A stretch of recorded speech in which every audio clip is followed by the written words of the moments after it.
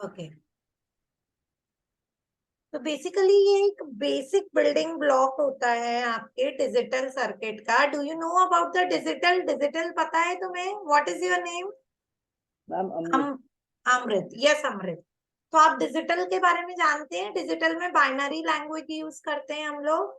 Yes ma'am. Okay, तो binary हमें पता है, बाइनरी सिर्फ दो ही नंबर से मिलके बनता है। उन दो नंबर्स क्या होते हैं आपके? 0 होता है और नेक्स्ट क्या होता है आपका? 1 होता है। ओके, तो हम लोग इस टॉपिक में कॉम्बिनेशनल लॉजिक सर्किट क्या होता है ये पढ़ेंगे, और इस सर्किट की डिजाइनिंग पढ़ेंगे, कैसे हम इसको डिजाइन कर सकते हैं और कौन कौन से सर्किट कॉम्बिनेशनल लॉजिक सर्किट के अंदर आते हैं। ओके, तो firstly what is a combinational logic circuit? Combinational circuit वो सर्किट होता है जिसका आउटपुट उसके प्रेजेंट इनपुट पे डिपेंड करता है। मतलब जो इनपुट हम देते हैं उसी पे आउटपुट डिपेंड करेगा। उसका जो पिछला इनपुट है या पिछला आउटपुट है, प्रीवियस इनपुट प्रीवियस आउटपुट, उसे उसकी कोई जरूरत नहीं होती, वो उस पर डिपेंड नहीं करता है। तो ऐसे सर्किट को हम कॉम्बिनेशनल लॉजिक सर्किट बोलते हैं। तो कॉम्बिनेशनल सर्किट वो सर्किट होता है, द सर्किट इन विच, जिस सर्किट में जो आउटपुट होता है, the present output, the present output only depends on, only depends on present input only। जो सिर्फ किस पे डिपेंड करता है? Present input only. जो प्रीवियस पे डिपेंड नहीं करता है, does not depends, depends on previous input. Previous को पास्ट भी बोला जाता है, जो पास्ट इनपुट या आउटपुट पे डिपेंड नहीं करता है। ऐसे सर्किट को हम कौन सा सर्किट बोलते हैं? Combinational circuit is called combinational circuit, national circuit. Okay, अब एक चीज और, ये तो फर्स्ट इसकी डेफिनेशन हो गई। नेक्स्ट चीज, कॉम्बिनेशनल सर्किट में पास्ट का कोई काम नहीं है, प्रीवियस वैल्यूज का कोई काम नहीं है। मतलब ऐसा सिस्टम मेमोरी लेस सिस्टम होता है। It is also called memory less, मतलब हमको मेमोरी की कोई जरूरत नहीं होती। It is also called as the memory less system. Do not require any memory, क्योंकि मेमोरी का मतलब क्या होता है? जो पास्ट का डेटा स्टोर करता है। तो इसमें पास्ट से कोई कनेक्शन नहीं, that is there is no memory. And the third is the there is no feedback. It is non feedback system. Non feedback means, feedback का मतलब क्या होता है? आउटपुट का इनपुट से कनेक्शन।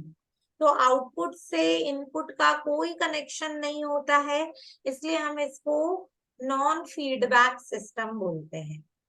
अब इसका डायग्राम, तो इसका सिंपल डायग्राम होता है, आप एक ब्लॉक बना सकते हैं और इस ब्लॉक के अंदर हम लिख सकते हैं this is a combinational circuit, और इसमें एक आउटपुट होता है, दिस इज द आउटपुट, और दिस इज इनपुट। इनपुट और आउटपुट के बीच में कोई कनेक्शन नहीं होता है, इसलिए इसको नॉन फीडबैक बोलते हैं। और इसमें कोई मेमोरी सिस्टम की रिक्वायरमेंट नहीं होती है, that is memory less system. तो ये हुआ आपका कॉम्बिनेशनल लॉजिक सर्किट।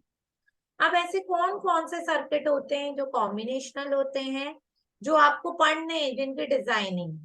तो the first circuit is the binary adder circuit.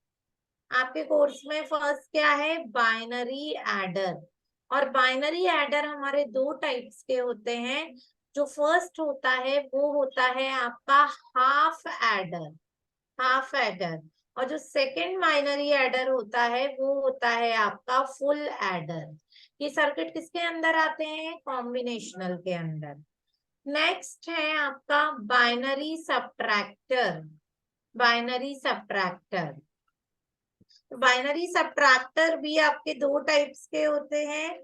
जो फर्स्ट होता है वो होता है आपका हाफ सब्ट्रैक्टर, हाफ सब्ट्रैक्टर। और जो सेकेंड टाइप होता है बाइनरी सब्ट्रैक्टर का, जिसको हम क्या बोलते हैं, full subtractor, full subtractor. Now next is the, next होता है आपका मल्टीप्लेक्सर, मल्टीप्लेक्सर ये भी होता है कॉम्बिनेशनल लॉजिक सर्किट।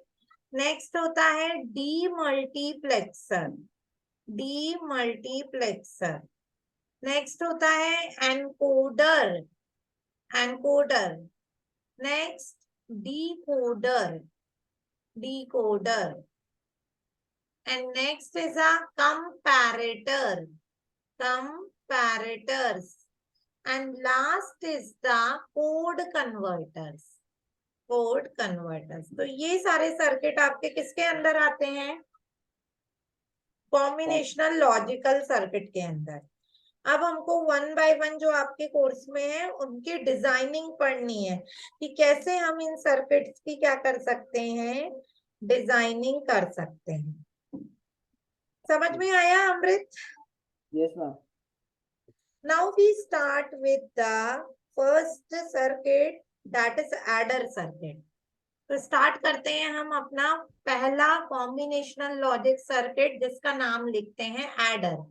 एडर को बाइनरी एडर भी बोला जाता है। बाइनरी इसलिए मैं यूज कर रही हूँ क्योंकि हम डिजिटल पढ़ रहे हैं, तो कहीं एडर भी लिखा हुआ हो तो उसका मतलब बाइनरी एडर ही होता है। Okay Okay. तो फर्स्टली एडर, एडर से क्या समझते हो अमृत? नाम से ही पता चल रहा है कि what is the adder. Yes, ma'am. What is the adder? Add का मतलब क्या Ma'am, होता है? add करना plus. ऐड करना, प्लस करना। तो हम Yes. दो नंबर्स को भी ऐड कर सकते हैं, दो से ज्यादा नंबर्स को भी ऐड कर सकते हैं।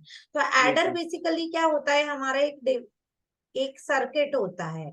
It is a circuit in which, इसके अंदर हम क्या करते हैं, in which two binary numbers को ऐड करते हैं, टू बाइनरी नंबर्स और more than two binary or more than two binary numbers.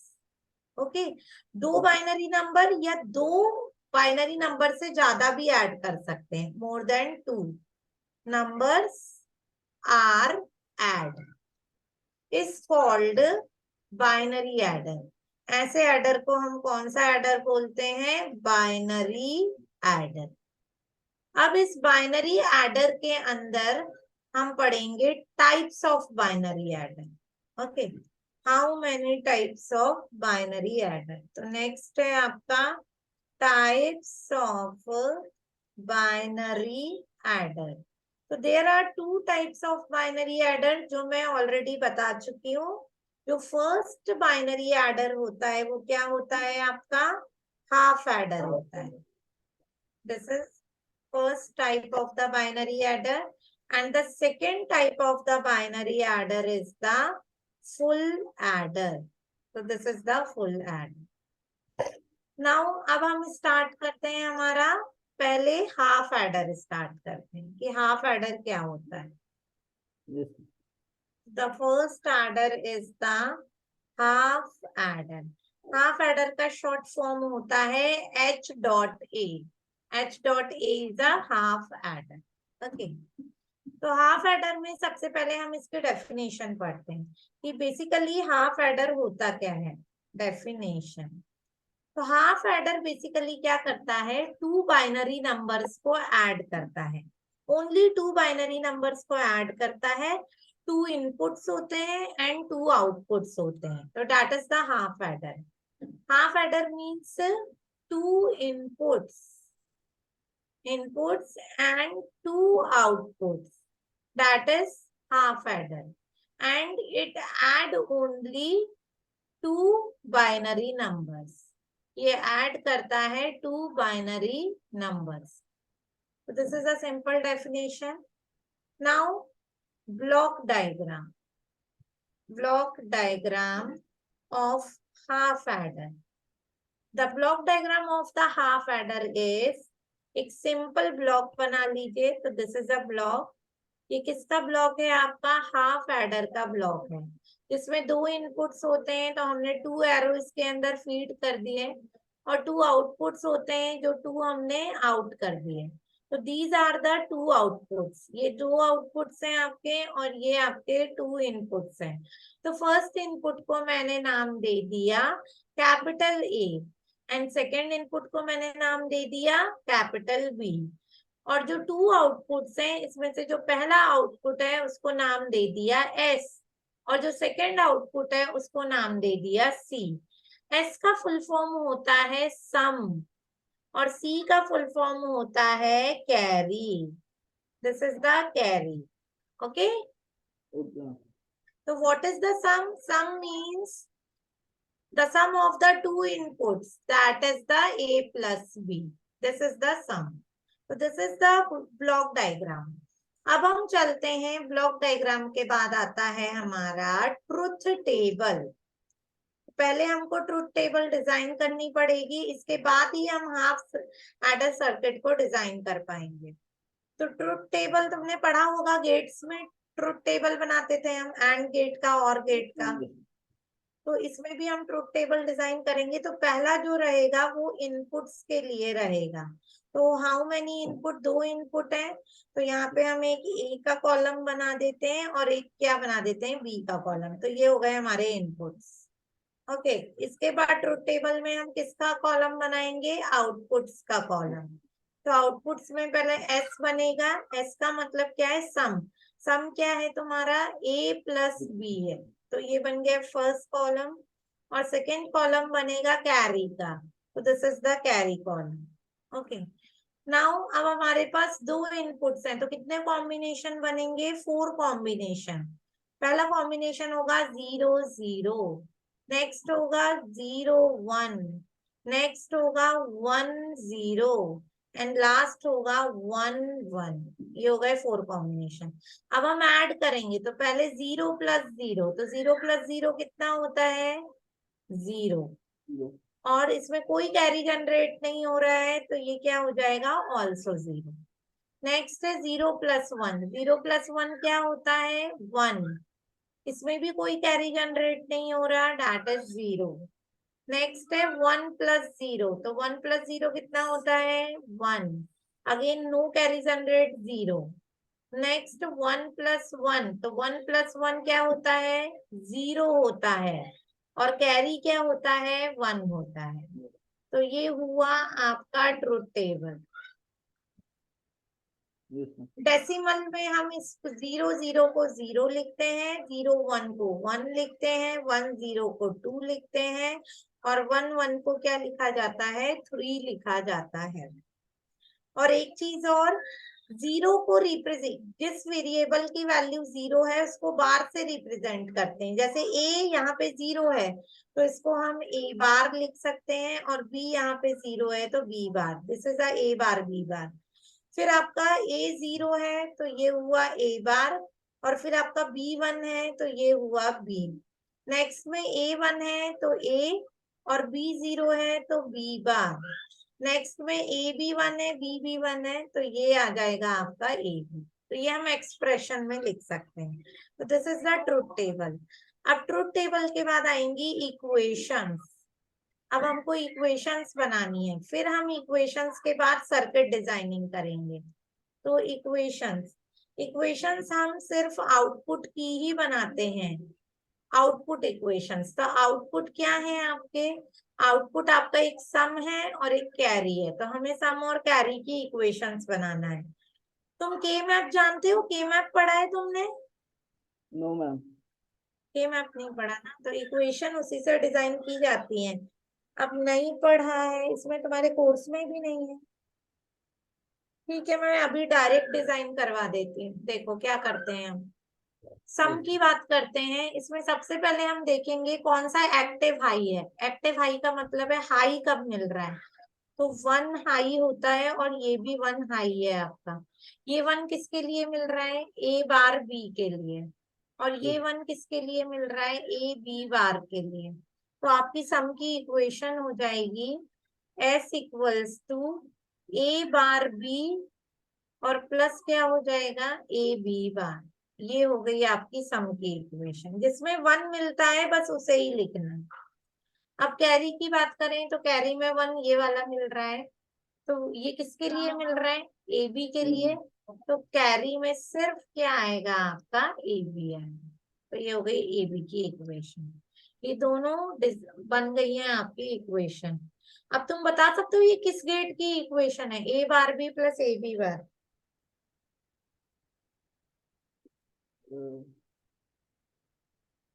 सोचो कौन कौन से गेट पड़े।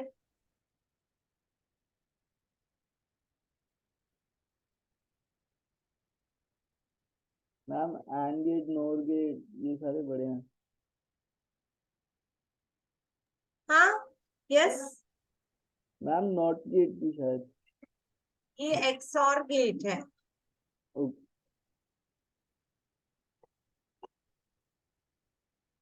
This is the XOR gate. हाँ, this is the A plus bubble B, इसको बोलते हैं एक्सऑर गेट। एक्सऑर गेट की इक्वेशन है ये, A bar B plus A B bar. Okay, now अब हम इसकी डिजाइनिंग पढ़ते हैं। इसकी डिजाइनिंग कैसे होती, सर्किट, सर्किट डिजाइन। तो सबसे पहले डिजाइनिंग हमको एओआई लॉजिक करनी पड़ेगी। सबसे फर्स्ट डिजाइनिंग जो होता है उसको हम बोलते हैं एओआई लॉजिक। ए का मतलब होता है एंड गेट का यूज करना, ओ का मतलब होता है और गेट का यूज करना, एंड आई का मतलब होता है नॉट गेट का यूज करना। Okay, okay. एंड गेट का पता है तुम्हें सिंबल। एंड गेट ये होता है, ये this is a AND gate. इसमें यदि हम ए देते हैं बी देते हैं तो एंड गेट में ए डॉट बी निकलता है। ये एंड गेट का सिंबल होता है। ओके, फिर और गेट, और गेट का सिंबल ये होता है, ये यस मैम। ए देते हैं बी देते हैं तो आपको ए प्लस बी मिलता है, इसको हम बोलते हैं और गेट। और नेक्स्ट हम नॉट गेट की बात करें तो ये नॉट गेट होता है हमारा, ए देते हैं तो ए बार निकलता है, इसको बोलते हैं नॉट गेट। तो अब ध्यान रखना, एंड का मतलब जहां प्रोडक्ट की बात होगी और एडिशन की बात होगी तो वहां और होता है, और जहां कॉम्प्लीमेंट की बात होती है वहां नॉट होता है। अब हम इक्वेशन लिखते हैं। तो इक्वेशन हमारी फर्स्ट क्या है, सम की इक्वेशन है A bar B plus A B bar, और कैरी की इक्वेशन क्या है आपकी ए बी है। ओके, तो अब इसमें कितने तुम्हें वैल्यूज दिख रहे हैं, एक ए दिख रहा है और एक बी दिख रहा है। तो सबसे पहले एक लाइन खींचो, ये होगा ए, और इसमें एक नॉट गेट लगा दीजिए। तो ये नॉट गेट क्या करेगा, ए बार देगा हमको। वैसे ही नेक्स्ट एक और लाइन खींचिए, that is the B. Again इसमें हमने क्या कर दिया, एक नॉट गेट लगा दिया, तो ये क्या देगा हमको, बी बार। ओके, तो this is the A bar and this is the B bar. अब हमको बनाना है, सबसे पहले देखो ए बार डॉट बी है। डॉट का मतलब कौन सा गेट होता है, एंड गेट होता है। और नहीं, और एडिशन में करते हैं, एंड मल्टीप्लिकेशन में। तो ए बार, तो हमने यहाँ पे एक क्रॉस लगाया, ए बार पे एक लाइन खींच दी, और फिर डॉट बी है तो बी पे एक क्रॉस लगाया और यहाँ पे लाइन खींच दी, और इन दोनों को किस में दे दिया, एक एंड गेट में दे दिया। तो एंड गेट में देंगे तो क्या निकलेगा, ए बार डॉट बी निकलेगा, ये निकलेगा। अब सेकंड टर्म देखते हैं, सेकंड टर्म क्या है, ए बी बार। तो यहाँ पे हम क्रॉस लगाते हैं, ये हो गया आपका ए, और फिर बी बार, ये हो गया बी बार। दोनों को हम किस में डाल देते हैं, अगेन एंड गेट में डाल देते हैं। तो ये क्या मिलेगा, ए डॉट बी बार। और इन दोनों के बीच में प्लस लगा हुआ है तो हम किस में देंगे, एक और गेट में देंगे, उस और गेट से निकलेगा तो A bar B plus A B bar, ये हो गया आपका सम। आया इतना समझ में?